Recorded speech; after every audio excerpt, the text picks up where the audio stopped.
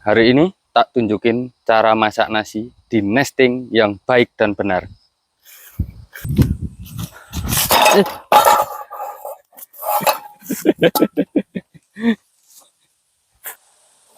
Jadi kita mulai saja masak nasi pakai nesting.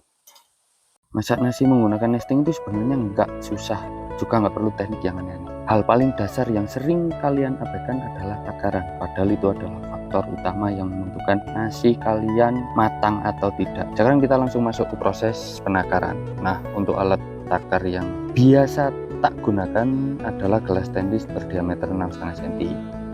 Karena setelah riset beberapa lama dan sering menggunakan, ditemukan bahwa satu gelas ini sama dengan satu porsi nasi. Dan untuk perbandingan antara beras dengan air, setelah riset beberapa lama, sering masak, sering gagal, dan juga sering kosong, ketemulah rasio 1:1,5.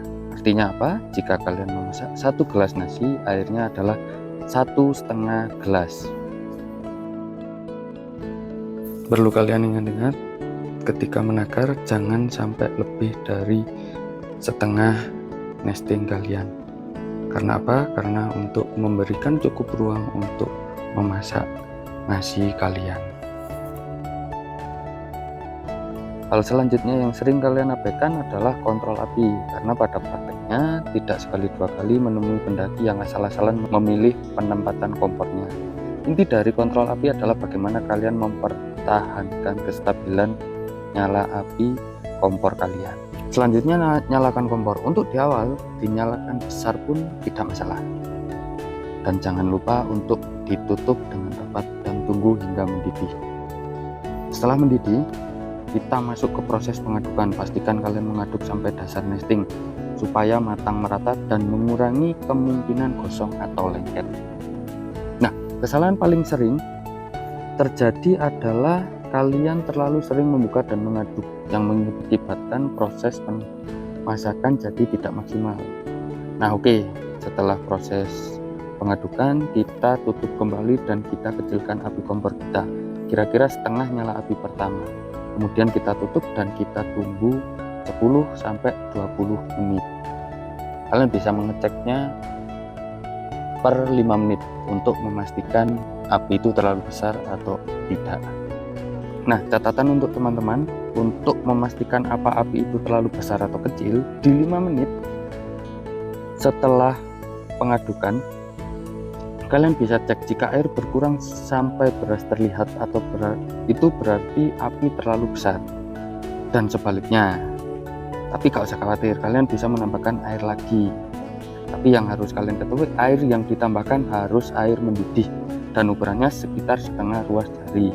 Kemudian kalian tutup lagi dan nyalakan api kompor di api paling kecil dan tutup kembali dan tunggu hingga matang antara 15-20 menit. Ini adalah hasil dari nasi kita. Kita matikan dulu kompornya. Jadi ini penampakan nasinya kalau matang merata. Lihat. Kan?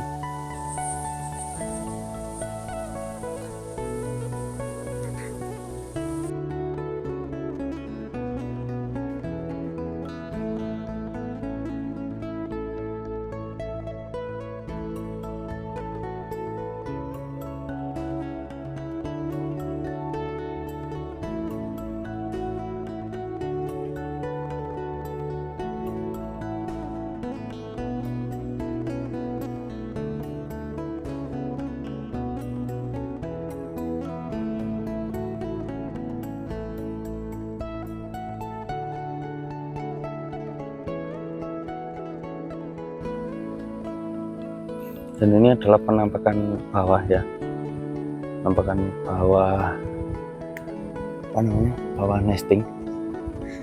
Di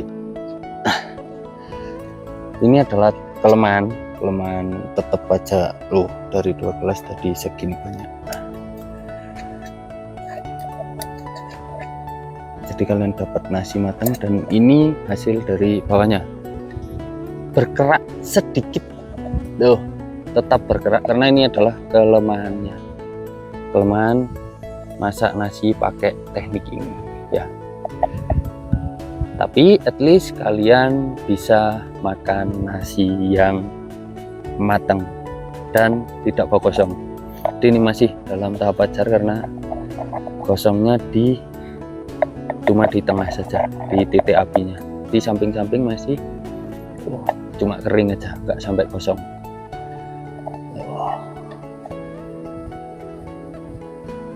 Oke, udah paham sekarang? Oke, jadi ini adalah hasil dari kita masak nasi ini tadi. Matang.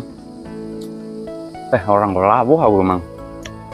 Kita masak lauknya di video selanjutnya aja. Tapi ini beuyah enak nih.